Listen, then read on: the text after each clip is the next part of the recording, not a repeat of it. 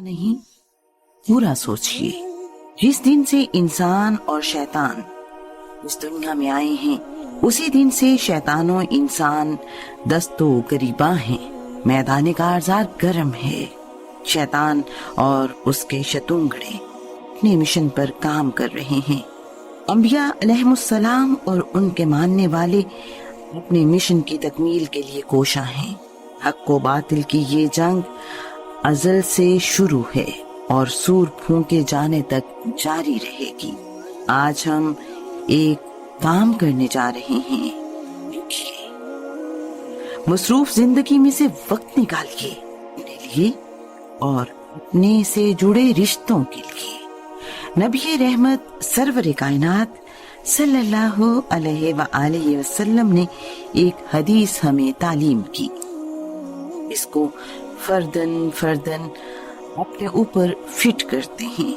مشکات میں international number کے مطابق 5127 حدیث، جس میں نبی کریم صلی اللہ علیہ وآلہ وسلم نے فرمایا، کیا تم جانتے ہو مفلس کون ہے؟ انہوں نے عرض کیا، جس شخص کے پاس درہم ہو نہ مال و متاع۔ آپ صلی اللہ علیہ وآلہ وسلم نے فرمایا، میری امت میں سے مفلس وہ شخص ہے جو روز قیامت نماز، روزے اور زکوٰۃ لے کر آئے گا، اور وہ بھی آ جائے گا جسے اس نے گالی دی ہوگی، جس کسی پر بہتان لگایا ہوگا، جس کسی کا مال کھایا ہوگا، جس کسی کا خون بہایا ہوگا، اور جس کسی کو مارا پیٹا ہوگا۔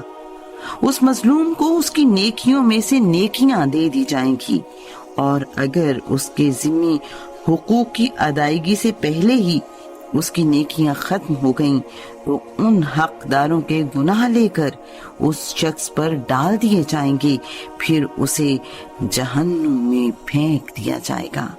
ہم اپنا محاسبہ کرتے ہیں۔ آئیے، کیا ہم نمازوں کی پابندی کر رہے ہیں؟ کیا ہم رمضان المبارک کے روزے رکھ رہے ہیں؟ کیا مالدار زکوٰۃ و حج کی ادائیگی کر رہے ہیں؟ کیا ہم اپنی نظروں کی حفاظت کر رہے ہیں؟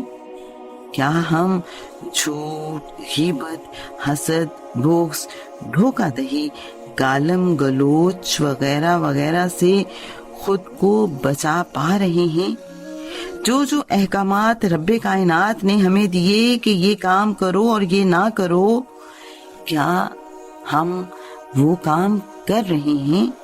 اگر جواب ہاں میں ہے تو مبارک ہو آپ کو، اللہ آپ کو استقامت عطا فرمائے، آمین۔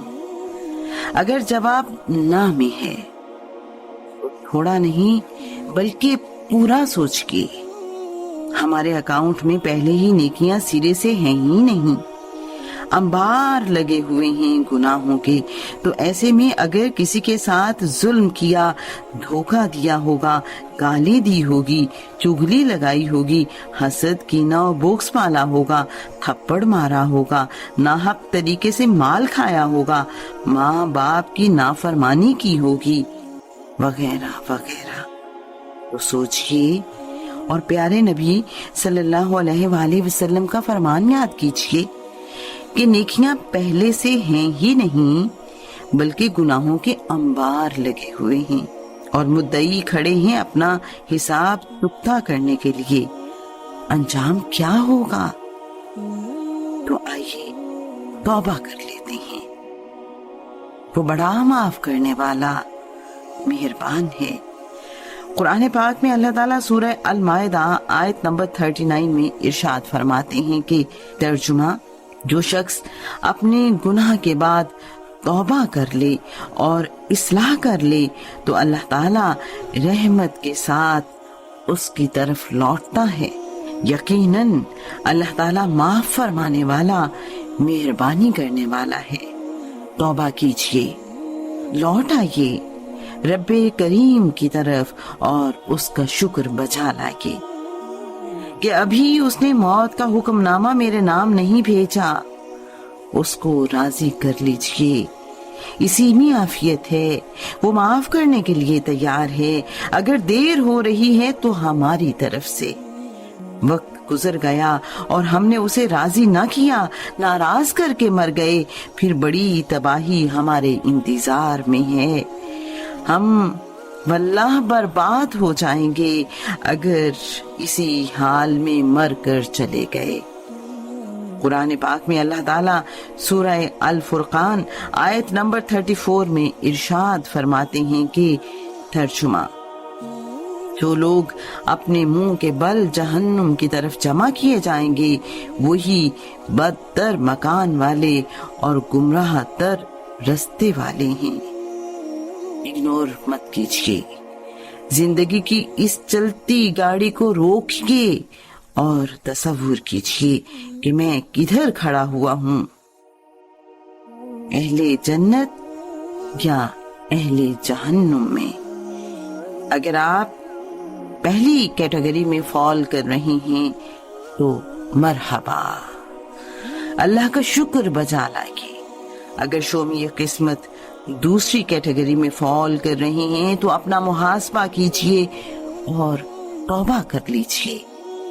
قرآن پاک میں اللہ تعالیٰ سورہ الانفطار آیت نمبر 6 میں ارشاد فرماتے ہیں کہ ترجمہ: اے غافل انسان، تجھے تیرے کریم رب سے کس چیز نے دور کر دیا؟